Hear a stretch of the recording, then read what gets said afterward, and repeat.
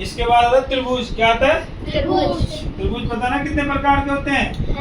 सबसे पहले समबाहु त्रिभुज।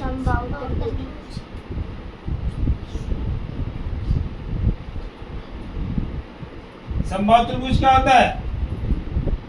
समबाहु त्रिभुज क्या होता है? जिसकी तीनों भुजाएं बराबर होती है। जिसकी तीनों भुजाएं बराबर होती है।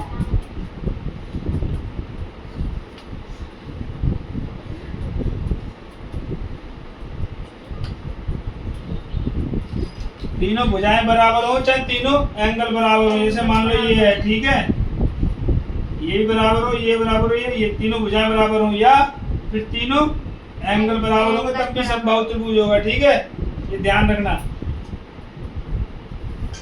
उसके बाद दूसरा विषमबाहु त्रिभुज। विषमबाहु त्रिभुज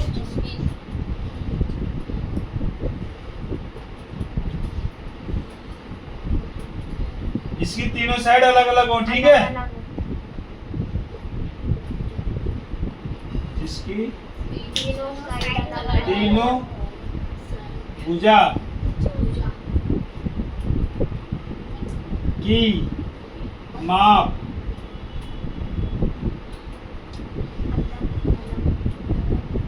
अलग अलग हो। ठीक है, उसे क्या कहते हैं? विषमबाहु त्रिभुज। समझ गए? या जैसे इनके एंगल अलग अलग हो, कैसे भी बन सकता है ये। ठीक है, समझ गए? उसके बाद तीसरा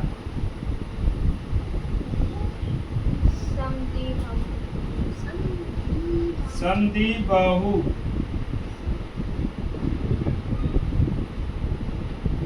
त्रिभुज। ठीक है, समद्विबाहु त्रिभुज। इसमें क्या होता है? समद्वि, समद्वि को समझ गए? मतलब जिसकी दो भुजाएं बराबर हो या दो एंगल बराबर हो। ठीक है, जिसकी दो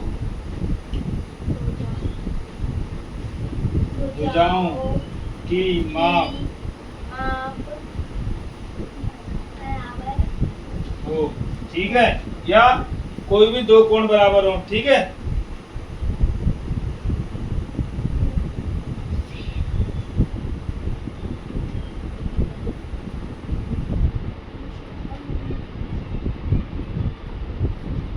समझ गए? ये इसके बराबर है ना?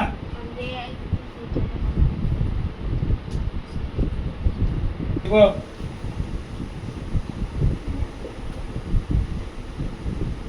समकोण त्रिभुज। ठीक है, समकोण त्रिभुज। समकोण तुम्हें पता है कितने का होता है? 90 डिग्री का। कितने का होता है? 90 डिग्री का।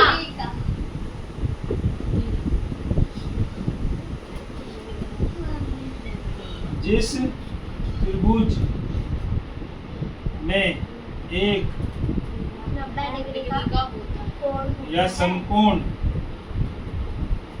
हो, कितने का? 90 डिग्री का।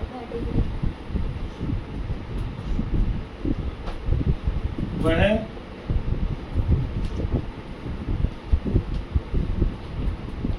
त्रिभुज समकोण होगा। ठीक है,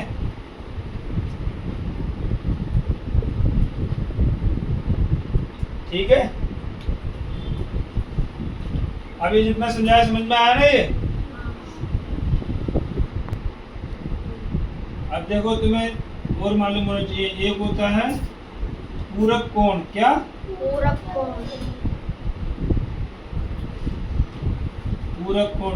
दूसरा होता है संपूरक कोण। संपूरक कोण। संपूरक कोण। पूरक कोण होता है 90 डिग्री का। ठीक है, कितने का? 90 डिग्री। और संपूरक कितने का होता है? 180 का। मान लो तुम्हारे पेपर में क्वेश्चन आ जाए कि 75 का पूरक कोण बताएं। 75 का पूरक कोण। तो पूरक कोण बताने के लिए हमेशा 90 में से माइनस करेंगे। किस में से?